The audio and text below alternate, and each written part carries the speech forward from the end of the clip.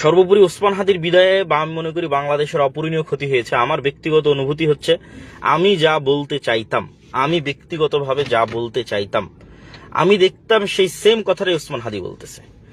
আমি যা চিন্তা করতাম বাংলাদেশের রাজনৈতিক পরিস্থিতিতে, আমি দেখতাম সেই সেম কথাটাই ওসমান হাদি বলতেছে।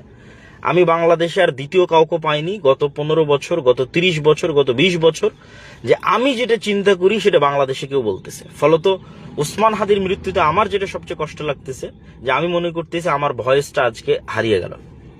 এবং আমার ধারণা বাংলাদেশের 16 কোটি মানুষের বেশিরভাগ সাধারণ জনগণের অনুভূতি এরকম হবে যে সে যেটা বলতে চায় সেটা বিএনপি বলতে পারতেছে না, সে যেটা বলতে চায় সেটা বাংলাদেশের অন্য কোনো ইসলামী অন ইসলামী রাজনৈতিক দলও বলতে পারতেছে না।